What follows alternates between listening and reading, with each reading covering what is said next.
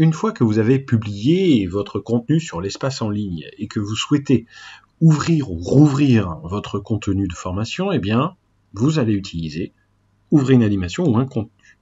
Ensuite, sur la colonne de gauche, apparaîtra une liste avec un certain nombre de contenus que vous pourrez ouvrir ou non. Donc, dans mon cas présent, mon contenu de formation s'appelait e-learning Nicolas. Donc, je le retrouve bien ici dans toute cette liste de contenus. Ce qui est intéressant de voir ici, avant d'ouvrir notre document, ce sont les différents visuels ou types d'écran que l'on peut retrouver. Comme vous le voyez ici, il y a un cadenas sur certains éléments.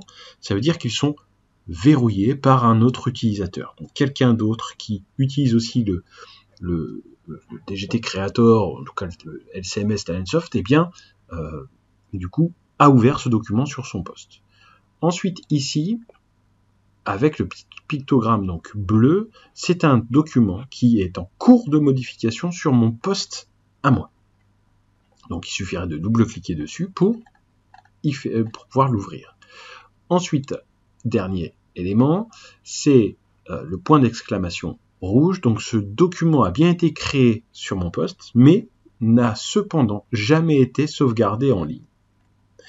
Il resterait un dernier type de pictogramme où finalement c'est également le pictogramme, donc c'est un cercle mais qui du coup est de couleur jaune et avec une petite flèche, et là ça veut dire que ma sauvegarde n'a pas été au terme de la publication, donc je vais devoir la refaire.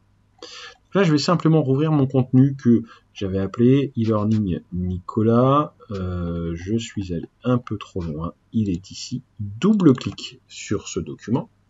Et à ce moment-là, je vais pouvoir télécharger la version qui se trouve en ligne et surtout pouvoir la retravailler. L'objectif ici est de vous montrer comment on va pouvoir exporter alors à la fois une version imprimable du document. Donc, c'est-à-dire qu'on a plusieurs formats de documents .doc qui peuvent être exportés. Un qui est très intéressant, qui est l'export qu'on appelle storyboard. Donc, celui-ci, on affiche ou pas les feedbacks. Je vais vous le montrer. En faisant exporter, l'outil donc va générer un document que j'ouvrirai moi sur Microsoft Word avec une capture d'écran et en dessous de la capture d'écran, des zones réservées à de la saisie. Et je vous expliquerai plus en détail ce qu'il en est.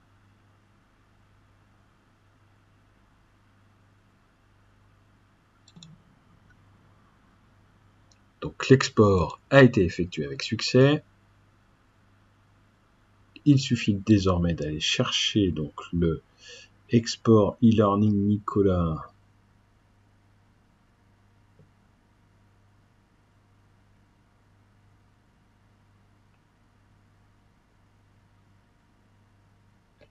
Alors, je ne le vois pas sur mon... Il est là, voilà. Je suis passé devant sans le voir. Donc, un double clic sur ce document. Il va être ouvert dans Microsoft Word. Et, vous le voyez, j'ai donc à chaque fois, le titre de mon écran, écran 1 sur 7, le rendu visuel de cet écran, et potentiellement des notes de mise en forme sur le contenu ou sur les médias. Donc on visualise comme ceci, écran après écran, ce à quoi ressemble notre contenu de formation. Si je souhaite y apporter des modifications, bien sûr, je vais saisir des éléments de texte et puis ensuite fermer et sauvegarder. Si je ferme le contenu, j'y ai apporté des modifications. Je viens ensuite, par exemple, si je fais ouvrir ici, on va retrouver notre document qui s'appelle e-learning Nicolas. Et j'aurai la possibilité ensuite de le sauvegarder, de le renvoyer en ligne. Si je reste toujours sur les idées de génération d'export, donc vous avez vu qu'il y avait plusieurs formats à disposition, notamment un qui s'appelle synthèse de conception. Alors celui-ci, c'est un document Excel qui va du coup, enfin un fichier XLS de tableur qui du coup va nous être généré et dans lequel on retrouvera onglet par onglet et feuille par feuille, bien du coup, le détail de nos écrans. Donc l'export vient d'être généré, il me demande si je souhaite l'ouvrir, bien évidemment. Excel arrive par ici. Si je passe en plein écran, on va retrouver un peu plus haut, hop, si je... Donc le titre de notre ressource, le numéro de sous-version éventuellement, le temps passé en production, ça fait qu'1h20, 9 secondes que du coup j'ai travaillé sur le document, le poids global de ce module de formation, le nombre d'activités à l'intérieur, avec après des indicateurs sur les niveaux, donc les types de pages de découverte, d'exercices, d'interactifs et le niveau d'interactivité. On retrouve ensuite ici le découpage de l'ensemble de nos écrans avec le titre, les catégories associées, est-ce que c'est du transmissif, est-ce que c'est de la découverte active, plutôt du type bilan, et après les intitulés exacts des types de pages.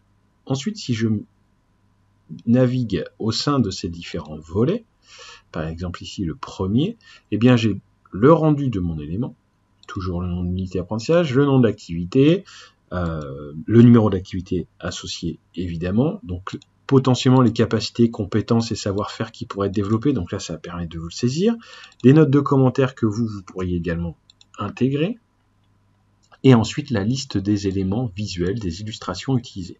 Donc ça vous permet aussi très simplement et très rapidement, si jamais vous utilisez de la sonorisation avec du fichier MP3, eh bien d'avoir les textes associés et de savoir très vite à quel endroit est-ce qu'on doit venir changer ou remplacer un élément visuel.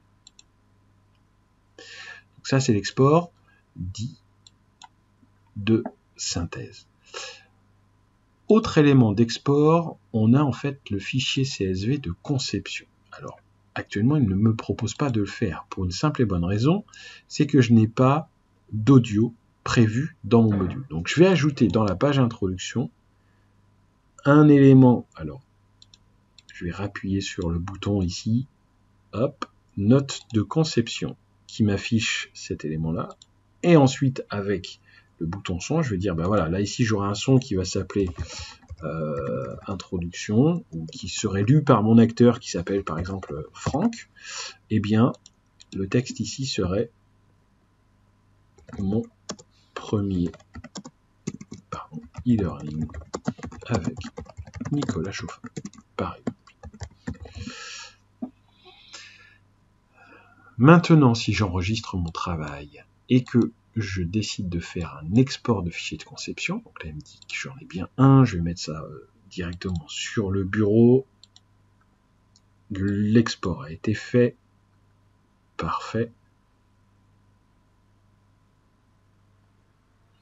Je vais donc pouvoir aller chercher ensuite le fichier CSV correspondant. Donc ce fichier CSV va intégrer quoi? Va intégrer plusieurs colonnes. La première qui sera le titre, du moins le nom du fichier MP3 qui est attendu. Ensuite la référence associée. Et puis le texte qui est attendu que je vais pouvoir ensuite, donc en fait l'intérêt c'est ça, c'est ce fichier CSV, je vais pouvoir l'envoyer directement à mes acteurs.